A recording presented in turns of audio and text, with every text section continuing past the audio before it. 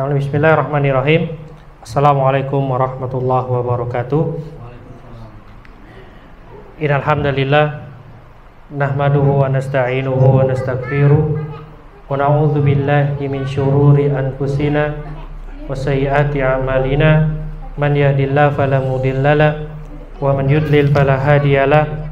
Asyhadu an la ilaha illallah wahdahu la syarikalah wa asyhadu anna Muhammadan abduhu wa rasuluh.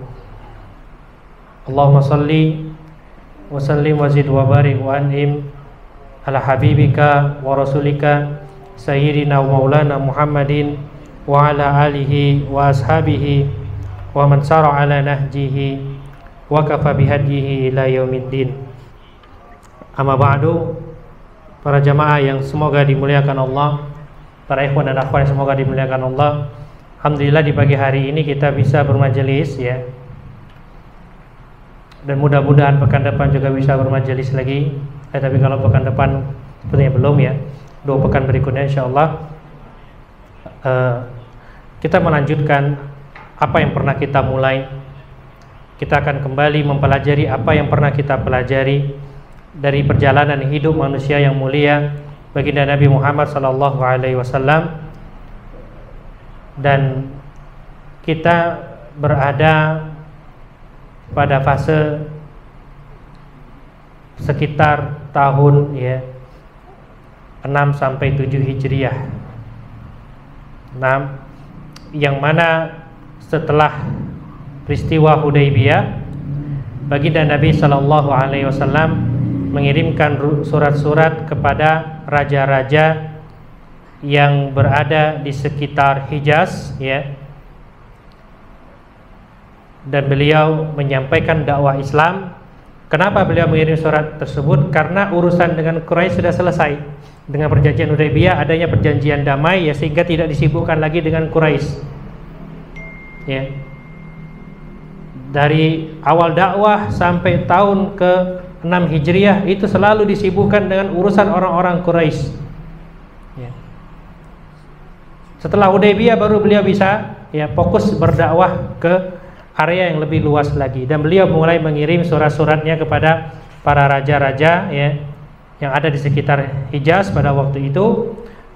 Bisa dilihat ada tabel ya sama peta di situ. Kelihatan Abu? Hah? Belum itu, masya Allah, iya. Operatornya tidak katil. Coba kita bantu dari tim Almanal ya. Nah,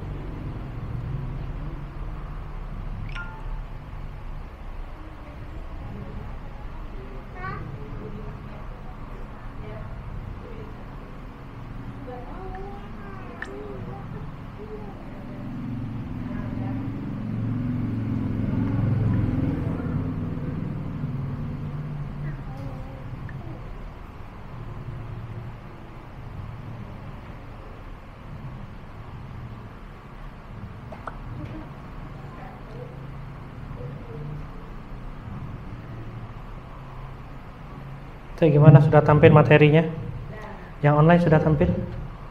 Nah, ya bisa dilihat yang online ya. Begitu juga yang langsung sini melalui proyektor. Itu ada peta dan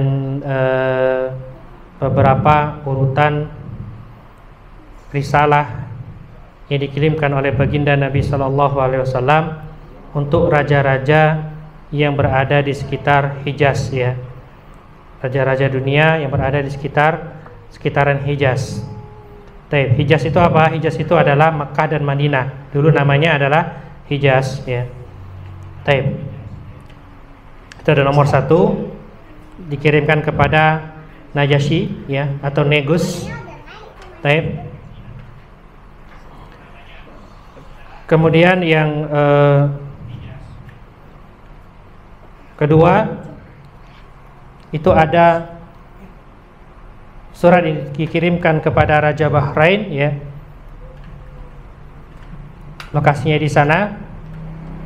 Kemudian yang ketiga ada Al-Madain, perbatasan antara Irak ya dan Saudi Arabia. Itu kalau zaman sekarang. Nomor 3 itu. Nomor 4 ke ini Heraklius ya, di Yerusalem. Kemudian yang kelima ke Alexandria ya, Alexandria bahasa Arabnya Iskandaria, masuk ke bahasa Indonesia jadi Iskandar ya. Kalau mereka memanggil Alexander, bahasa kitanya Iskandar. Jadi Iskandar itu bahasa apa namanya, bahasa Romawinya, sekarang bahasa baratnya adalah Alexander ya, bahasa Arabnya Iskandaria. Nah, kemudian nomor 6 itu ke Oman ya, ke Raja Oman, fokus ke panahnya bukan ke nomornya ya. Jadi suratnya ke sana. Kemudian nomor 7 ke Yamamah. 6. Kemudian ke 8 ke Damaskus. Taib. Dan yang paling jauh adalah surat yang ke Alexandria ya. Nah, atau Iskandaria. Ini petanya hitam putih. Kalau yang versi berwarnanya ini petanya ya, cuman nggak ada nomor ya. Nah, kelihatan petanya Bu ya. Ya, jadi ada yang kuning itu gurun, yang agak hijau itu bukit bebatu ya. Adapun yang biru itu lautnya ya. Nah, kita lanjutkan dulu ya. Kemarin kita sudah membaca bagaimana bunyi risalah Rasulullah ke Najasyi, ke Raja Habasyah ya. Siapa Raja Najasyi yang Rasulullah kirimkan surat? Namanya masih ingat? Hah? Siapa? Ada nggak disebutkan waktu itu?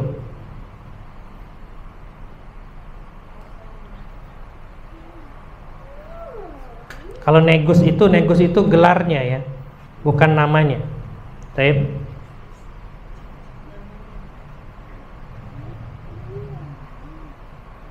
Kalau nggak salah kan disebutkan. Karena cari dulu ya.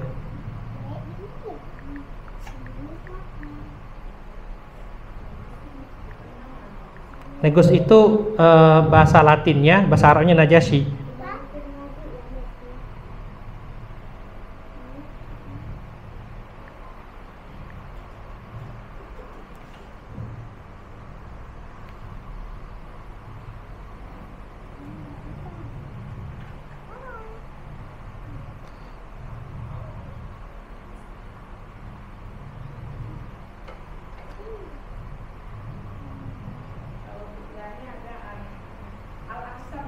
Al-Asam, ya. Nah, yang bawa suratnya adalah Ja'far bin Abi Thalib, ya. Taib. Ya, yang bawa suratnya siapa di sini? Amr bin Umayyah. Taib. Al-Asama bin Abjar, ya. Al-Asam bin Abjar. Itu yang dikirimi surat oleh Rasulullah Sallallahu Alaihi Wasallam. Taib. Kemudian Rasulullah mengirimkan juga kepada Kisra. Siapa Kisra? Raja Persia, ya. Nah, dititipkan kepada Abdullah bin Hudzafa, ya. Surat itu dibawa oleh Abdullah bin Hudzafa As-Sahmi. Taib. Kemudian Kisra menuliskan surat ya kepada amirnya, kepada gubernurnya Bazan yang ada di Yaman, untuk membalas surat dari Rasulullah sallallahu alaihi wasallam. Siapa namanya? Ibrwis bin Hurmuz ya. Ibrwis bin Hurmuz. Nah, itu versi Arabnya. Versi Latinnya apa ya? Anda cari dulu.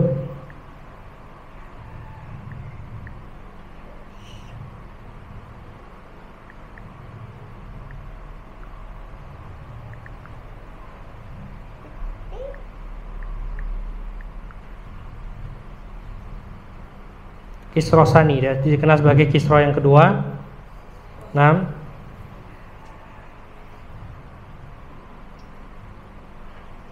Julukannya Parves ya, Kaisar Agung.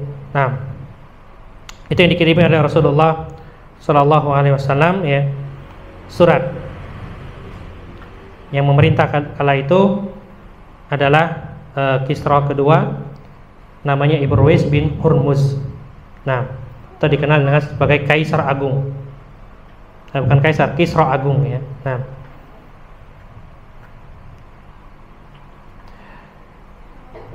taib. Kemudian Rasulullah SAW mengirimkan kepada Kaisar. Kalau Kaisar yang dikirimkan oleh Rasulullah SAW siapa? Namanya sangat terkenal ya, Heraklius ya, Heraklius. Nah, yang dia ini menyatakan dirinya beriman, cuman khawatir gangguan dari orang-orang Romawi. Tapi ternyata ketika hadiah Kaisar itu datang sampai kepada Rasulullah SAW, apa kata Nabi kita Sallallahu Alaihi Wasallam tentang Islamnya Kaisar? Kadzaba aduwallah ya, dia itu telah berbohong, dia musuh Allah. Wa huwa ala dini Nasraniyah, dan dia tetap berada dalam agama Nasrani, karena Romawi itu Nasrani ya. Baik. Seingat Anda tiga raja itu baru kita sebutkan suratnya. Kemudian Rasulullah SAW juga mengirimkan surat kepada Al-Haris bin Abi Syamir ya, di Ghosan ya. Ini rajanya Ghosan. Baik. Ghosan di sini ada di nomor 8 ya. Berarti ke Damaskus, area-area Damaskus. Baik. Bagaimana kisahnya? Disebut oleh Imam Al-Waqidi, Rasulullah SAW mengirimkan surat melalui perantara Al-Munzir bin Haris. Baik, bukan perantara, kepada Al-Munzir bin Haris bin Abi Syamir ya. Yang ngirimkan suratnya siapa? Syuja bin Wahab.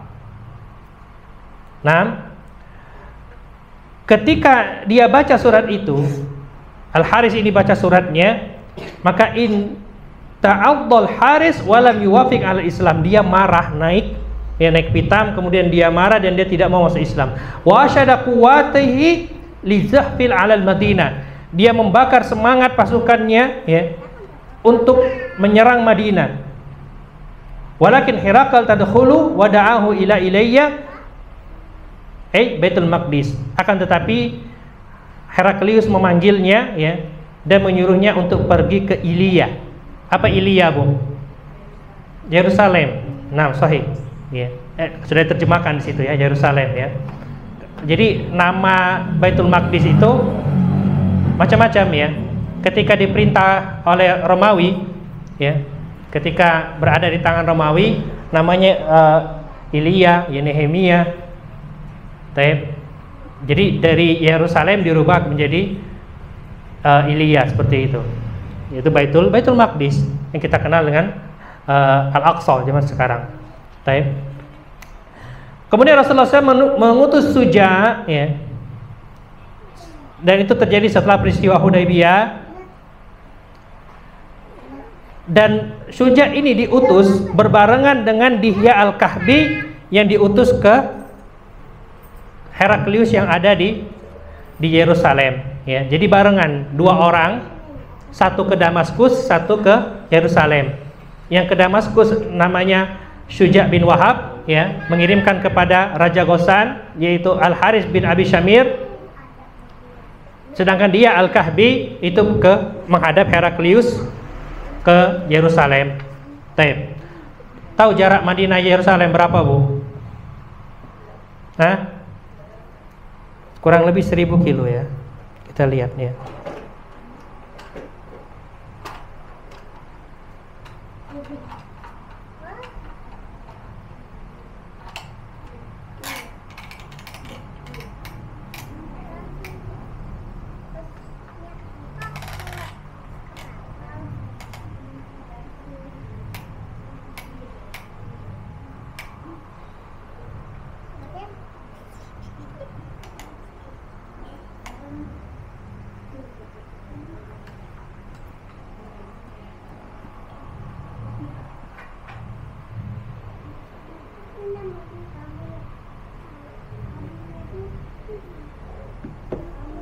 Itu jarak dari Madinah ke Baitul Maqdis ya, 1155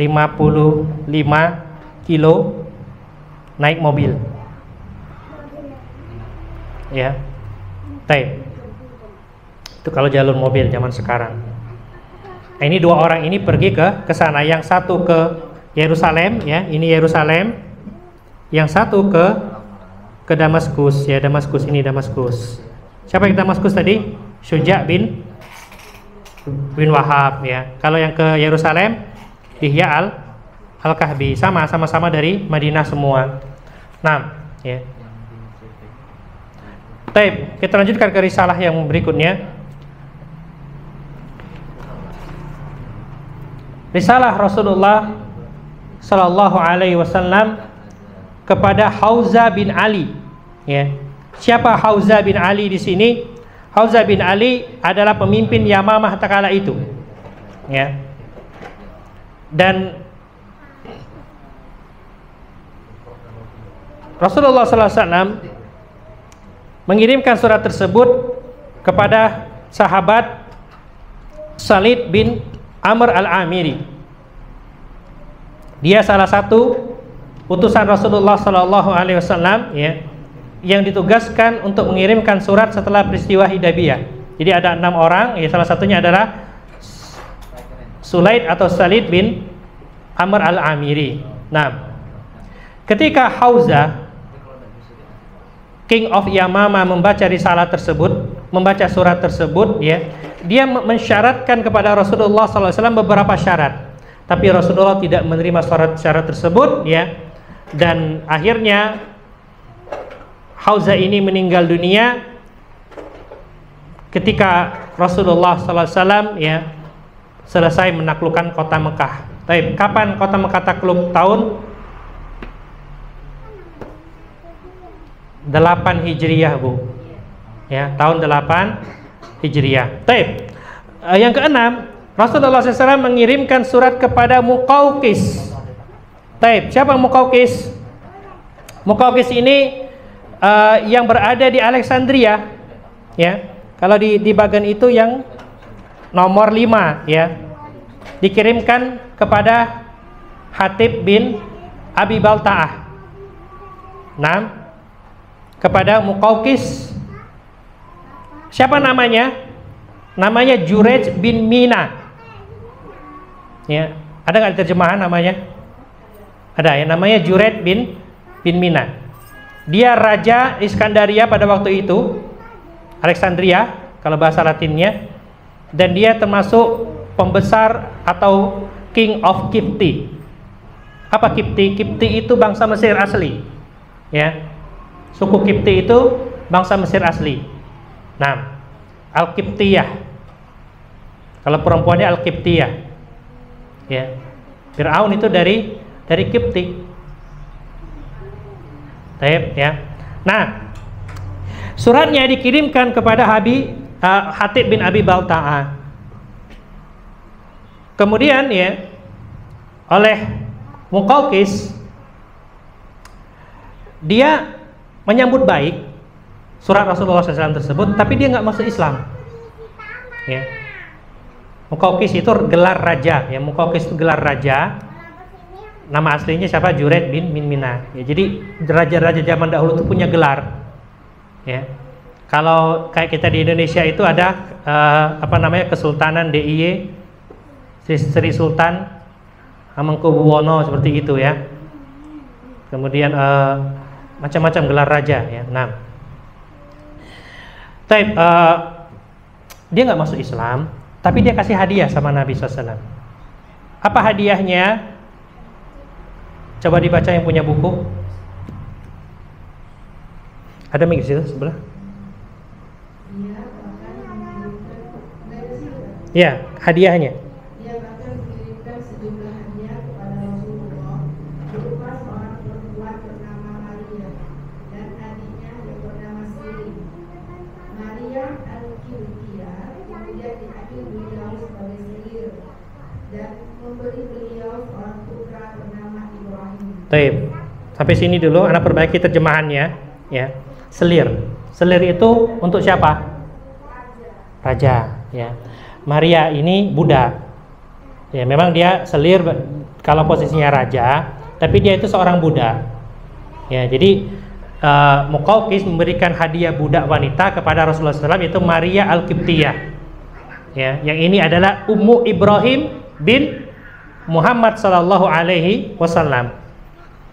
Yang ketika meninggal dunia, ya, kurang lebih tahun ke-10 Hijriah, Ibrahim meninggal, ya, kebetulan terjadi gerhana matahari. Ya. Yang ketika Ibrahim meninggal, Rasulullah SAW menangis. Air mata mengalir dari pipinya. Ya. Buah hati kesayangannya meninggal dunia. Yang Ibrahim dikuburkan di Baqi, ya. Kalau kita masuk Baqi, kita lihat peta Baqi, kita akan dapati kuburan Ibrahim, putra dari Rasulullah sallallahu alaihi wasallam. Ya. Nah, juga dikasih Sirin. Sirin ini saudarinya Maria. Nah, di sini di buku yang bahasa Arab ya ada juga Qaisaro. Ya, seorang wanita juga namanya Qaisaro. Cuman tidak disebutkan di buku terjemahan, tapi disebutkan di buku bahasa Arab ya. Nah, Rasulullah menjadikan Maria sebagai miliknya. Ya. Karena kalau bahasanya selir, Rasulullah itu tidak seperti raja-raja dunia, beliau nabi, ya, beliau pemimpin umat Islam, tapi tidak seperti raja-raja dunia. Sedangkan Sirin diberikan kepada Hasan bin Sabit. Hasan bin Sabit ini sangat cinta pada Rasulullah sallallahu alaihi wasallam, ya. Sangat sayang pada Rasulullah sallallahu alaihi wasallam, sampai-sampai dia bersyair ya untuk Nabi sallallahu alaihi wasallam. Jadi dikasihlah Sirin itu untuk Hasan bin Sabit. Nah, dinikahi, digauli sama Hasan bin Sabit, lahirlah anaknya bernama Abdurrahman bin Hasan bin Sabit ya. Kemudian diberikan emas. Berapa beratnya di situ, Bu? Coba dibaca, Bu.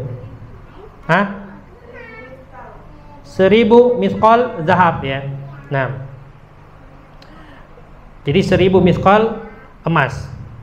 Kemudian baca lagi, Bu, silakan.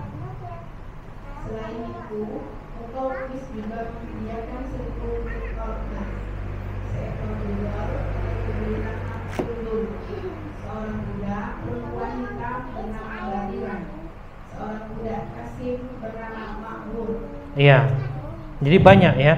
Kemudian ada keledai juga. Kemudian wahimaron, seekor keledai abu-abu bernama Yakub, seekor kuda bernama Al-Ubas, dan berapa yang lain. Iya, jadi banyak hadiah yang Rasulullah dapatkan dari Alexandria. Ya, emas, kemudian seekor bigol. Bigol ini apa kemarin? Kawin silang antara kuda dan keledai ya. Nah, bigolnya ini namanya Duldul.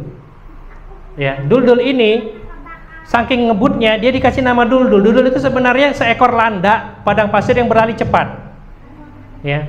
Karena dia ngebut, maka dia dikasih nama Duldul. Ya. Karena kecepatan larinya tersebut ya seperti seekor landak padang pasir, maka dikasih nama Duldul. Kemudian seorang budak wanita juga namanya Barirah ya. Barirah ini punya kisah sendiri nanti. Kemudian budak laki-laki juga namanya Makbura. Keledai, taib, warna abu-abu namanya Ya'fur. Kuda namanya Luza, ya. Madu dan hadiah-hadiah yang lain. Ini hewan-hewan milik Rasulullah SAW, ada nama. Jadi nggak apa-apa kita kasih nama, punya hewan peliharaan ya, dikasih nama nggak apa-apa ya. Misalkan punya kucing, kasih nama Mahmud ya. Nah, nggak apa-apa seperti itu. Taib. Ada, ini orang kafir tapi ya. Ada orang non-muslim punya anjing ya, namanya Ciko ya, seperti itu. Teman anak ada namanya Ciko. Kebetulan ketemu dengan yang itu ya. Nah, dia agak protes ya, kenapa Kak nama anjing dikasih nama dia, padahal nggak pernah ketemu sebelumnya. Taib. Kemudian ya, ketika Muqawqis mengirimkan hadiah tersebut, dia juga membarengi dengan surat. Nah, ketika dibaca surat itu oleh Rasulullah SAW, apa kata Nabi? Dhannal khabith bi mulkihi. Orang khabis ini ya lebih memilih kerajaannya. Wala baqa'a li mulkihi. Kerajaannya tidak akan kekal. Ya, baik ya. Ini kisah Rasulullah SAW bersama Muqawqis ya. Nah, mirip dengan kisah Nabi Ibrahim dan Sarah ya, ketika di Mesir juga. Sarah dapat hadiah siapa? Ibunda Hajar ya. Hajar Ummu Ismail itu diberikan oleh Raja Mesir. Baik. Maria Al-Qibtiyah Ummu Ibrahim bin Muhammad sallallahu alaihi wasallam ya, itu juga budak yang diberikan oleh Raja Mesir, Alexandria juga ya. Dan sama-sama dari Qibti. Ya, karena Ibunda Hajar itu bapaknya adalah Raja Qibti pada waktu itu. Ya, dia pembesar Qibti, cuman pada waktu itu ya Mesir dikuasai bukan orang Qibti ya, sehingga Hajar jadi pembantu. Nah, kita lanjutkan ya. Kemudian surat Rasulullah SAW kepada Munzir bin Sawa ya, Sawa ya Bu ya, bukan Sawi. Terjemahannya Sawi ya. Sepertinya menerjemah itu lebih suka makan mie ayam ya. Nah, Munzir bin Sawa, karena tulisan Arabnya nggak ada titiknya, dia alif bengkok tanpa titik ya, jadi dibaca Sawa. Kalau dia ada titiknya jadi ya, jadi Sawi betul ya, cuman di sini nggak ada. Baik. Munzir bin Sawa al-Abdi. Nah, Rasulullah SAW mengirimkan kepada Munzir bin Sawa ini karena dia siapa? Raja Bahrain ya. Baik. Di nomor berapa itu? Nomor 2 ya. Nomor 2 ya, ke Bahrain. Taib. Yang membawanya adalah Al-Ala bin Al-Hadrami. Setelah peristiwa perjanjian Hudaybiyah. Taib. Kemudian disebutkan ada balasan dari Al-Munzir ya, bahwasannya dia masuk Islam. Tapi tidak disebutkan di riwayat tersebut ya, suratnya bagaimana. Akan tetapi ada riwayat yang menunjukkan surat Rasulullah SAW yang pertama kepada Munzir ya, tapi itu terjadi pada tahun 9 Hijriyah, bukan pada peristiwa setelah Hudaybiyah, yaitu tahun 6 jalan ke-7 Hijriyah ya. Nah, kemudian kepada Jaifar dan Abdul Ibnayya Julanda ya. Jadi Jaifar dan Abdul, kedua anak Julanda. Siapa mereka? Mereka adalah pemimpin di Oman. Taib, nomor berapa? Nomor 6 ya. Dikirimkan kepada Amr bin Al-As ya, dan kedua orang ini masuk Islam. Kemudian dia mengeluarkan zakat, kemudian menyerahkan kepada Amr bin Al-As untuk membawa zakat mereka, dan Rasulullah SAW tetap menjadikan mereka sebagai pemimpin di Oman. Ya, jadi Oman sudah menyatakan diri masuk wilayah Islam sejak zaman Rasulullah SAW. Ya, ini diantara keistimewaan orang-orang Oman. Ya. Nah, kemudian surat-surat Rasulullah SAW kepada raja-raja yang lain ya, atau pembesar-pembesar yang lain. Taib. Ada yang mau baca? Silakan. Yang pertama dulu. Surat-surat Rasulullah lainnya. 1. Rasulullah menulis surat kepada penduduk Damas, salah satu perkampungan besar di Oman. Perkampungan ini dipimpin oleh seseorang yang masih memiliki hubungan keluarga dengan Kusro atau Kisro, Persia ya. Nah, bernama Raskaja. Ibnu meriwayatkan surat ini dengan sanad yang tersambung kepada Abu Syiddah, salah satu penduduk Damas. Adapun bunyinya sebagai berikut. Dari Muhammad utusan Allah kepada penduduk Oman. Keselamatan untuk kalian. Amma bersaksilah bahwa tiada Tuhan selain Allah dan bahwa aku adalah utusan Allah.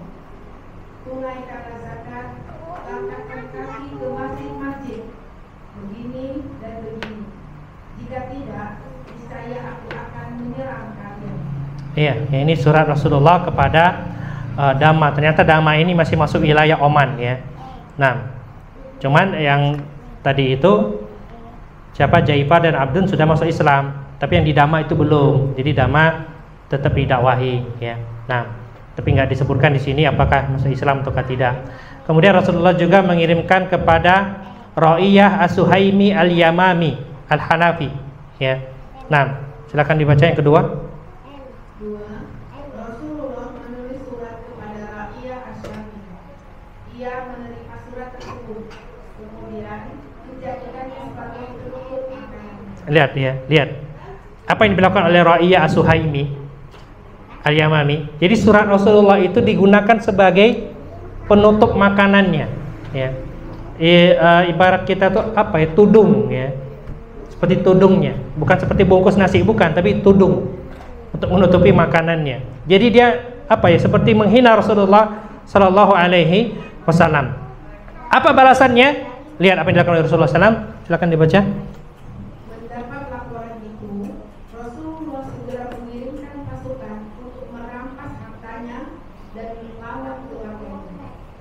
Karena kehilangan segala-galanya, akhirnya ia datang ke Madinah dan menyatakan penyesalannya. Ia meminta Rasulullah untuk membaiat dirinya masuk Islam. Karena niat baik dari ia, keluarganya pun dilepaskan. Nah, ya akhirnya ya respon dari Rasulullah apa? Rasulullah mengirim pasukan ya, kemudian menawan keluarga Ra'iyah, kemudian juga menjadikan hartanya sebagai rampasan perang ya, karena dia menyatakan perang, artinya seperti itu.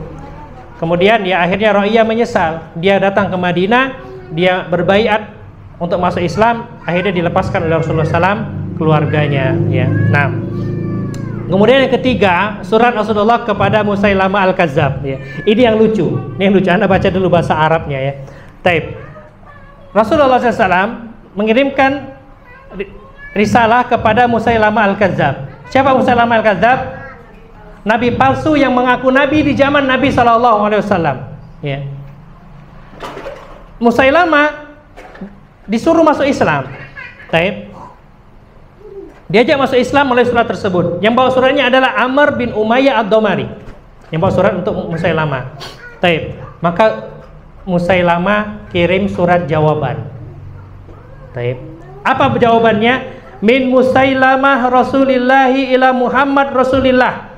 Dari Musailamah utusan Allah kepada Muhammad utusan Allah ya. Salamun alaika, kesejahteraan bagimu. Amma ba'du, fa inni, adapun demikian itu, fa inni usyriktu ma'aka fil amr, sesungguhnya ya kata Musailamah, aku adalah sekutu Anda dalam kenabian ini. Wa inna lana nisfal ardi ya, dan kita bagi dua, setengah bumi milik kami, wali Quraisy nilful ardi, dan orang-orang Quraisy setengah. Walakin Quraisy qaumun ya'tadun, tapi orang-orang Quraisy adalah orang yang melanggar batas. Taib. Akhirnya ya Musailamah setelah nulis surat itu, dia bawa kepada dua orang suruhannya ya, untuk mengirimkan surat itu kepada Rasulullah SAW. Ketika dibaca oleh Rasulullah, bukan dibaca apa? Dibacakan kepada Rasulullah SAW.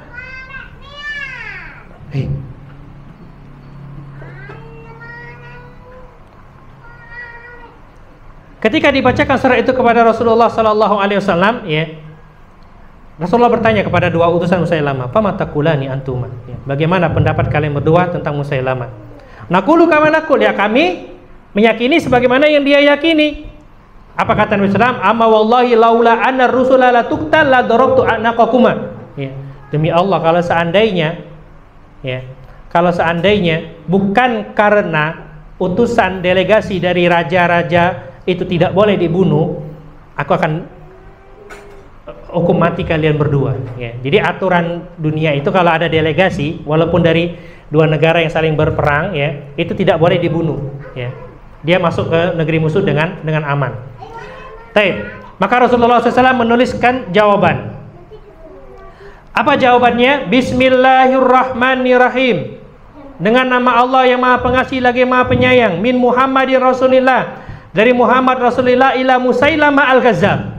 Ya, untuk Musailamah al-Kadzdzab. Itulah kenapa namanya melekat jadi al-Kadzdzab. Ya, karena Nabi kita yang nuliskan, bukan Nabi kita nulis, Nabi kita ditulisi, tapi kalimatnya dari Rasulullah SAW. Assalamu ala man ittaba'ah huda.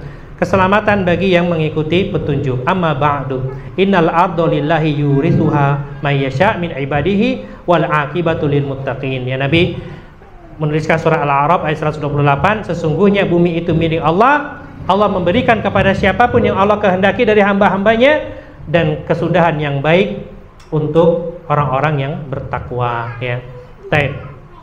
Maka bagaimana akhir cerita dari Musailamah? Ya, Nabi meninggal, Musailamah masih hidup. Baik. Ketika pemerintahan Abu Bakar, terjadilah fitnah, ya, yang ditiupkan oleh Musailamah al-Kadzdzab. Ya, artinya semakin besar fitnah Nabi palsu ini, bahkan dia bersyarikat dengan siapa saja, ya, seorang dukun dari di Bani Saqif kalau nggak salah, ya, dia bersyarikat di situ, sama-sama mengaku sebagai nabi. Yang satu perempuan, yang satu laki-laki. Akhirnya kedua nabi palsu ini menikah. Ya. Dan ketika sebenarnya Rasulullah SAW sudah mengutus Usama bin Zaid, ya, untuk menaklukkan Yamamah, tapi belum sampai delegasi itu, ya, pasukan itu belum sampai, Rasulullah sudah keburu wafat. Ya, maka pemerintahan dilanjutkan oleh Abu Bakar As-Siddiq. Abu Bakar tetap melanjutkan pasukan tersebut di bawah pimpinan Usama bin Zaid. Ya. Ya, pada waktu itu sempat Umar kasih saran, ya, diganti yang lebih senior. Ya. Apakah Abu Ubaidah bin Jarrah, apakah diganti Khalid bin Walid? Ya, tapi Abu Bakar tetap, aku menjalankan apa yang telah dijalankan oleh Rasulullah SAW. Jadi Musailamah, ya, berperang melawan Usama bin Zaid dan pasukan kaum muslimin. Dan usia Usama bin Zaid ketika itu masih 18 tahun, ya.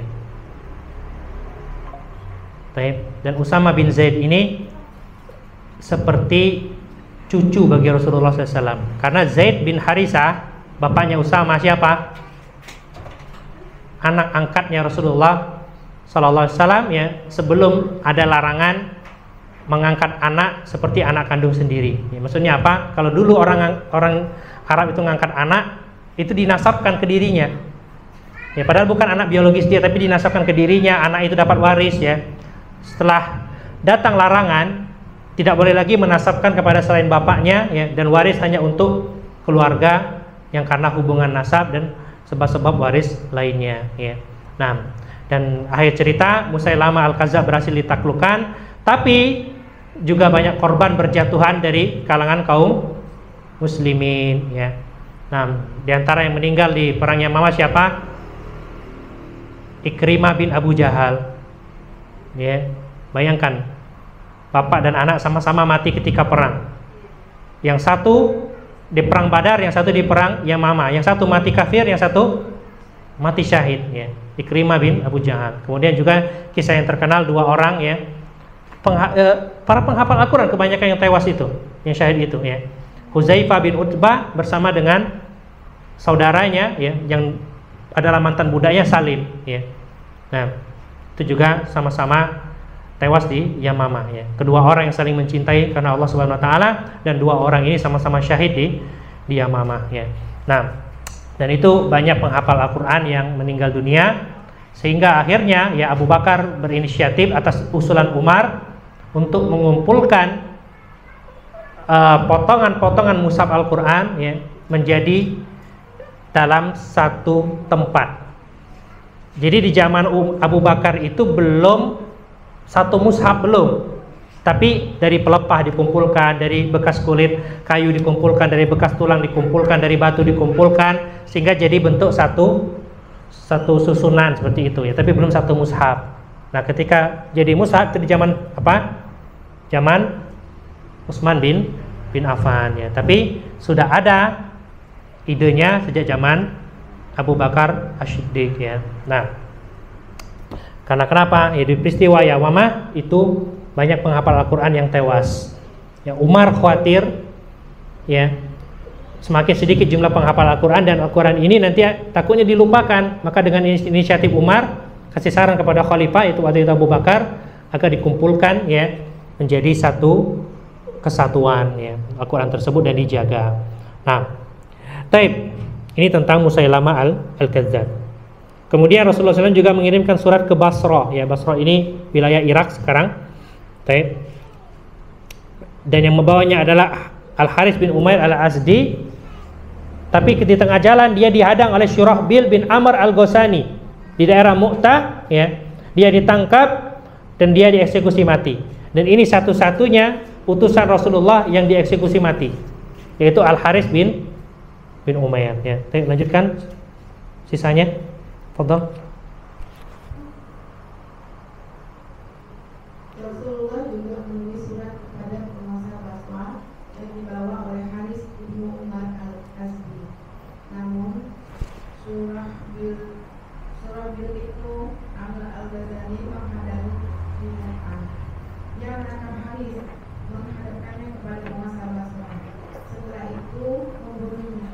Tidak satu pun utusan Rasulullah dibunuh kecuali Harits bin Umar Al-Azdi. Ya, nah. Kemudian Rasulullah mengirimkan surat kepada Bakar bin Wa'il ya, ini nggak tahu siapa dan di wilayah mana. Kemudian Rasulullah juga mengirimkan surat kepada Bani Amr bin Himyar.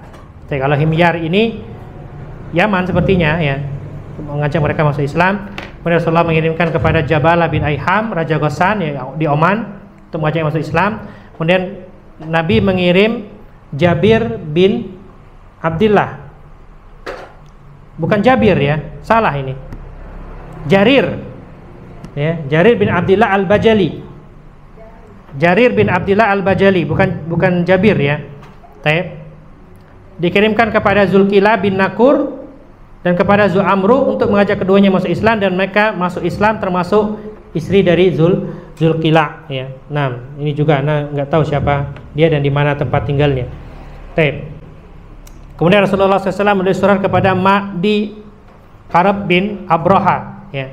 Dalam surat itu dia mengajak Mahdi untuk masuk Islam, dan beliau menegaskan bahwasanya setelah keislamannya Mahdi menguasai tanah Khawlan ya, dan memang benar setelah masuk Islam kerajaan Khawlan itu tetap dipegang oleh Mahdi. Taib. Kemudian Rasulullah Shallallahu Alaihi Wasallam menuliskan surat kepada uskup ya, uskup ini pendeta Bani Harits bin Ka'ab. Kemudian uskup-uskup Najran ini kalau yang Nasrani berarti dia yang perbatasan Yaman ya. Nah, para pendetanya, karena Yaman pada waktu itu di bawah kekuasaan Romawi, Nasrani ya. Nah, dan orang-orang yang mengikuti mereka. Kemudian Rasulullah mengirimkan surat kepada Yohana bin Robah ya. Kalau bahasa Latinnya apa? Yohana ya, Yohana bin Robah, penguasa Yerusalem ya. Yohana bukan Yohana, Johannes ya. Nah, kemudian Rasulullah SAW juga menulis surat kepada Abu Dibyan Al-Uzdi dari daerah Al-Gomid ya, atau Gomidi Abu Dhibyan menerima Islam beberapa orang dari kaum Al-Ghamidi yang berada di Mekah juga ya. Jadi Abu Dhibyan masuk Islam dan beberapa orang Ghamidi juga yang ada di Mekah. Makanya kita mengenal ada Syekh siapa? Al-Ghamidi. Ya. Itu dari daerah Ghamid. Kemudian Rasulullah menulis surat kepada Haris Masru Nu'aim bin Abdi Khulad di Himyar. Himyar ini di Yaman ya. Malikul Himyar ya, kerajaan tua yang ada di Arab. Dengan mengutus Iyas bin Abi Rabi'ah al-Makhzumi. Kemudian Nabi juga mengirim surat kepada Nufasa bin Farwah Ad-Daili, Raja Samawah ya. Samawah ini juga nggak tahu di mana. Dan banyak lagi surat-surat diberikan oleh Rasulullah SAW yang intinya Rasulullah melebarkan sayap dakwahnya ke seluruh penjuru dunia. Ya. Bahkan ada penelitian ya, Islam masuk ke Indonesia itu sudah sejak zaman Rasulullah SAW. Tapi kevalitannya masih dikoreksi. Ya. Cuman kalau Islam masuk ke Indonesia di zaman Ali bin Abi Thalib, itu bisa dibuktikan dengan ada kuburan tua ya yang berada di Sumatera Utara, dan itu nisan tersebut tertulis tahun yang sejaman dengan kekhalifahan Ali bin Abi Thalib ya. Ya. Anak pernah baca beritanya ya, baca beritanya di Al Jazeera waktu itu ya. Kita masih nyimpen nggak videonya. Jadi mereka benar-benar meneliti, datang dari Arab itu meneliti Islam di Nusantara ya. Didapati ada nisan tertua di sana di Sumatera Utara, daerah apa nggak tahu ya, lupa. Ya. Di Sumatera Utara. Dan secara logis ya masuk akal ya, karena wilayah yang paling dekat dengan Jazirah Arab, wilayah Nusantara adalah ya Aceh dan setelahnya. Ya, Aceh dan setelahnya. Itu yang wilayah yang paling dekat kalau lewat laut. Zaman dulu kan belum ada pesawat ya. Jadi orang itu berlayarnya kalau nggak dari Aceh ya dari Singapura ya. Wallahu a'lam bishawab. Apa pelajaran yang bisa kita petik faedahnya? Yang pertama, surat-surat yang dibuat oleh Rasulullah SAW ini semakin menegaskan agama beliau adalah agama universal untuk seluruh alam. Ya, buktinya Romawi dikirimin, Persia dikirimin, Habasya dikirimin, ya, Alexandria dikirimin, Oman, Ghassan, ya, Najran, semuanya dikirimin. Ya bisa beliau jangkau pada waktu itu. Anda berpikir ya, seandainya di zaman itu wasilah sudah maju seperti kita sekarang, ya, Anda rasa sudah sampai ke seluruh dunia. Tapi karena keterbatasan teknologi pada waktu itu, Rasulullah mengirimkan semampunya. Ya, belum ada internet, ya kan? Tapi Rasulullah mengirimkan semampunya, ya. Kalau kita lihat jarak yang paling jauh, ya jarak 1.500 kilometeran kurang lebih. Itu yang bisa dijangkau oleh beliau SAW. Setelah itu dakwah dilanjutkan oleh siapa? Oleh para sahabat, ya. Sampai pada puncaknya di zaman siapa? Puncak kejayaan Islam ya zaman Umar, setelahnya di zaman ketika Konstantinopel takluk, ya. Al-Fatih, kemudian setelah itu terbukalah ya Islam masuk ke Eropa, ada negeri Andalus, banyak melahirkan banyak para ulama, ya. Setelah itu, ya, sesuatu yang berada di atas sunatullahnya dia akan jatuh ke bawah. Setelah Andalus takluk, Baghdad takluk, ya. Dan terakhir yang takluk apa? Khalifah Utsmani. Ya, Khilafah Utsmani tahun berapa? 1928 Masehi. Ya, ketika Perang Dunia Pertama. Ya. Karena memihak di barisan Jerman, ya. Dan kita tahu Jerman kalah di Perang Dunia Pertama. Akhirnya wilayah Khilafah Utsmani dibagi-bagi oleh Inggris dan sekutunya, ya. Makanya Yerusalem 1928 oleh Raja Inggris pada waktu itu diberikan kepada orang-orang Yahudi, ya. Barulah 1948 PBB mengesahkan berdirinya negara Israel. Ya, 1948. Makanya jangan terlalu berharap dengan mereka. Ya. Mereka mengatakan perdamaian, wong yang buat mereka sendiri. Ya kan? Israel itu bisa lahir dari hasil pernikahan antara PBB dan Inggris, bangsa kulit putih, ya. Nah, ya.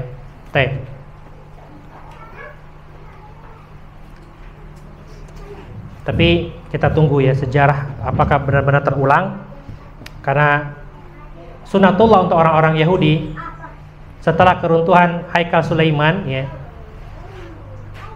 mereka kalaupun membuat kerajaan lagi itu tidak akan bertahan lebih dari 80 tahun. Ya. 948, sekarang 2023, sudah berapa tahun? 70? Hah? 70 berapa? 75 tahun sudah. Ya. 5 tahun lagi. Mudah-mudahan sunatullah itu berlaku lagi, ya. Karena memang orang-orang Yahudi seperti dalam Al-Qur'an, ya, aina masukifu kutilu, ya. Ukhriju wa kutilu taktila. Dimanapun mereka berada, mereka itu diusir, ya, ditindas dan dibunuh, ya. Makanya di zamannya siapa? Nazi, orang-orang Yahudi kan dianggap najis. Ya, ketika Jerman ketika itu menguasai dunia, ya. Nah, ya, dimanapun mereka berada, mereka akan dihinakan. Dan kalaupun mereka punya kerajaan, itu tidak akan bertahan lebih 80 tahun. Dan kita tunggu saja, ya. Makanya mereka gila-gilaan sekarang ini. Mereka ingin mematahkan mitos itu. Sebenarnya bukan mitos, sunatullah, ya, sunatullah. Dan kita akan tunggu buktinya, ya, 5 tahun yang akan datang. Nah, kemudian yang kedua, para raja yang menolak dakwah Rasulullah SAW, sebab terbesarnya apa? Sayang dengan tahtanya, ya. Kemudian sombong, kemudian angkuh, ya. Bukan karena mereka tidak puas dengan Islam, bukan, tapi karena memang kesombongan, keangkuhan, dan masih sayang dengan kerajaannya. Padahal kalau mereka menerima Islam, apa kerajaan mereka akan dihilangkan sehingga Nabi yang jadi raja? Kan tidak. Seperti dua raja Oman tersebut, ya. Dia tetap jadi raja di tempat dia, cuman agamanya agama Islam. Heraklius kalau dia masuk Islam beneran, ya dia tetap kaisar. Kisra kalau dia masuk Islam, dia tetap Kisra. Karena Nabi tidak menginginkan tahta dunia itu, ya. Nabi hanya menginginkan kalian masuk Islam, selesai, titik. Kemudian cincin yang dipakai oleh Rasulullah Sallallahu Alaihi Wasallam, cincin perak, ya. Cincin perak itu sekaligus cap, stempel beliau yang beliau pakai di jari manis beliau, ya.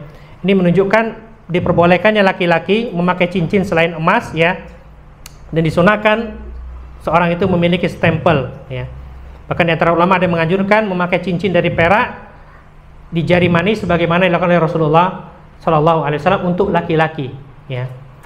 Di jari manis, khinsir bahasa Arabnya. Baik.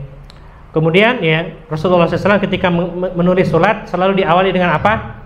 Bismillahirrahmanirrahim, ya. Nama Allah dulu baru nama beliau. Min Muhammadin Rasulillah Sallallahu Alaihi Wasallam, ya. Beliau sangat-sangat mengagungkan Allah Subhanahu wa Ta'ala.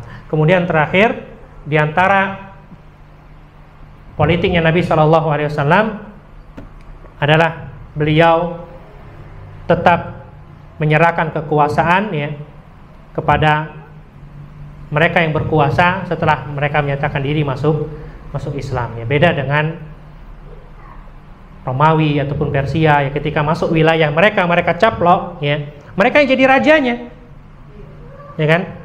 Tapi tidak dengan baginda Nabi Sallallahu Alaihi Wasallam, ya. Mereka tetap rajanya, mereka tetap gubernurnya, ya. Cuman di zaman ketika umat Islam sudah semakin banyak, zaman khalifah setelahnya ada namanya pemerintahan terpusat, ya. Dan ada pemerintahan wilayah. Kalau bahasa kita sekarang ada presiden, ada gubernur, ya, ada bupati, ada wali kota, seperti itu. Nah, wallahu a'lam bishawab. Ya, selesai dari surat-surat tersebut.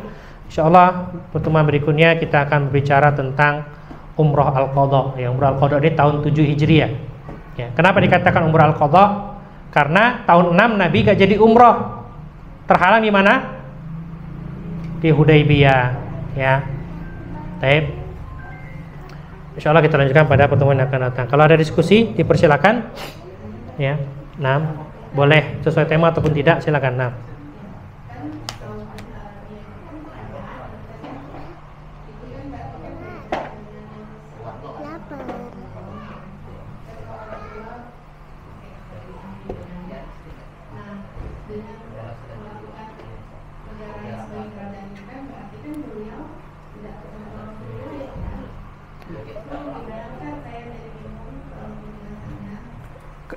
Saudi kerajaan. Terus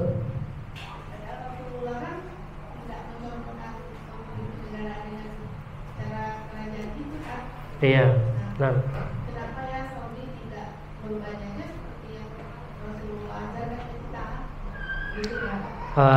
Begini Bu, sejarah dunia ya, dan juga sunatullah yang ini juga dikabarkan oleh baginda Rasulullah SAW ya. Setelah zaman nubuwah nanti ada zaman kekhalifahan. Kemudian akan ada zaman raja-raja yang adil ya. Kemudian nanti akan ada zaman pemimpin-pemimpin yang zalim ya. Nah, dan sistem kerajaan ya, itu hanyalah sistem pemerintahan. Baik, sistem pemerintahan. Dan kenapa Nabi kita tidak menganut sistem pemerintahan kerajaan? Karena begitulah kondisi di Mekah. Ya. Jadi tidak ada raja tapi adanya tokoh yang ditokohkan, yang dianggap sebagai pemimpin. Kan nggak ada namanya Raja Mekah, ya kan? Begitulah kondisi politik yang ada di Hijaz di kala itu, ya. Dan sistem pemerintahan itu hanya wasilah. Buktinya apa? Ketika Nabi SAW berdakwah, ya, apakah beliau menginginkan tahta? Jawabannya tidak. Beliau tidak pernah merubah sistem yang sudah berlaku selagi tidak bertentangan dengan syariat Islam. Ya, kita bicara sistem pemerintahan yang tidak bertentangan dengan syariat Islam. Ya, jangan tanya hukum demokrasi, ya, jangan tanya ya. Nah, tapi yang tidak bertentangan dengan syariat Islam, ya, itu tidak mengapa. Kenapa muncul sekarang kerajaan-kerajaan, kerajaan Oman, kerajaan Bahrain, kerajaan Saudi, kerajaan Kuwait, ya. Nah, sebagian lagi menganut demokrasi, ya. Bahkan sempat ada negara Arab yang menganut komunis. Apa dulu? Yaman Utara, ya, yang komunis itu, ya. Kok bisa seperti itu? Akibatnya itu karena akibat penjajahan dan peperangan di dunia, ya, sehingga pemerintahan ala Rasulullah SAW itu untuk saat ini belum bisa ditegakkan kembali, yaitu kekhalifahan, ya. Nah, seperti zaman Rasulullah Sallallahu Alaihi Wasallam. Terus gimana kita? Apakah kita minta khilafah itu balik? Bukan, tapi kita tegakkan syariat sebagaimana Rasulullah SAW dan para sahabat dulu menegakkan syariat, sampai akhirnya Allah memberikan bonus kepada mereka apa? Negeri Islam yang makmur, ya. Jadi jangan mimpi khilafah itu akan tegak kembali selagi umat Islam, ya, kalau wudhu saja masih banyak belum paham, ya, sholat saja masih banyak belum tahu, ya, masjid saja masih sepi, ya. Kapan khilafah itu akan bangkit? Ya, tunggulah saatnya ketika sholat subuh seperti sholat Jumat, ya. Nah, wallahu a'lam bishawab.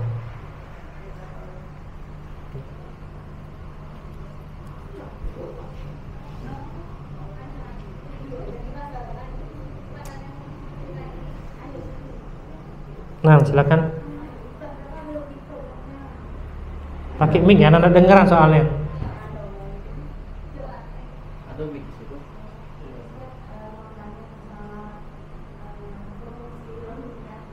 Masya Allah.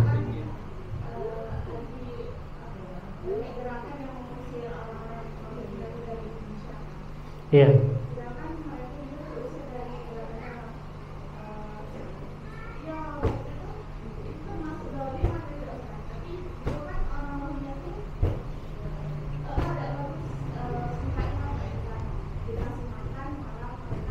Iya, betul.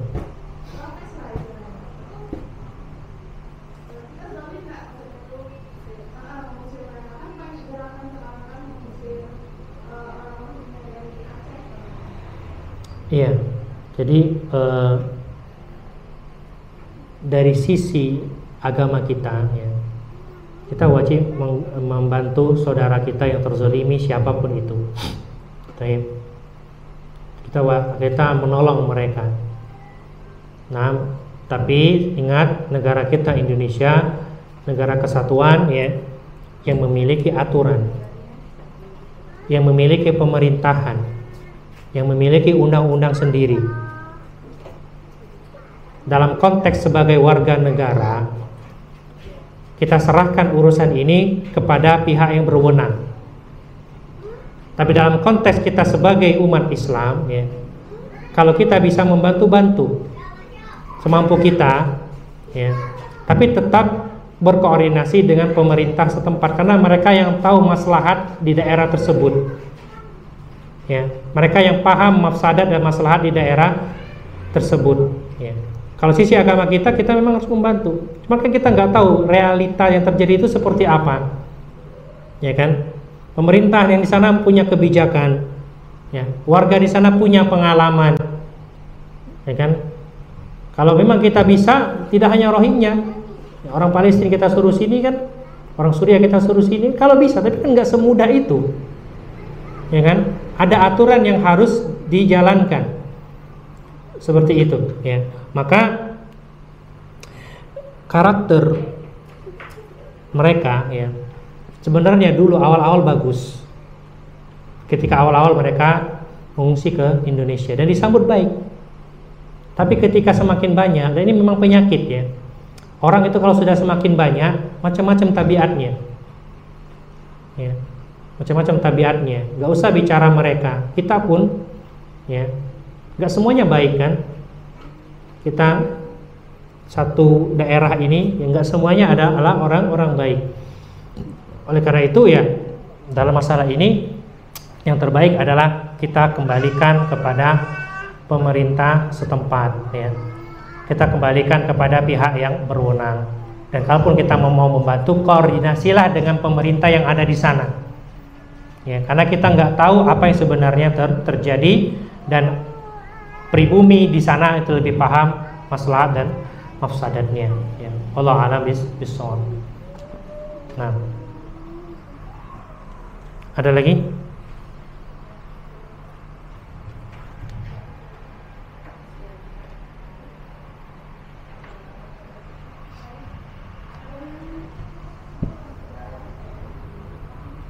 Gimana? Cukup, ya, alhamdulillah, ya. Jazakumullah khairan atas segala perhatian dan mohon maaf atas segala kekurangan, ya. Mudah-mudahan kita bisa kajian dalam 2 pekan ke depan, ya. Karena pekan depan anak safar lagi. Dan semoga Allah SWT mudahkan bagi kita untuk istiqomah, ya. Istiqomah dimanapun kita berada, tetap fokus menuntut ilmu yang penting bagi kita pelajari, ya. Kemudian jangan lupa kewajiban kita sebagai seorang wanita, kewajiban kita sebagai seorang istri, kewajiban kita sebagai seorang ibu, ya, dan kewajiban kita sebagai seorang anak, ya. Nah, wassalamualaikum warahmatullahi wabarakatuh wa ala alihi wasallam. Subhanakallahumma wa bihamdika asyhadu an la ilaha illa anta astaghfiruka wa atubu ilaik. Assalamualaikum warahmatullahi wabarakatuh.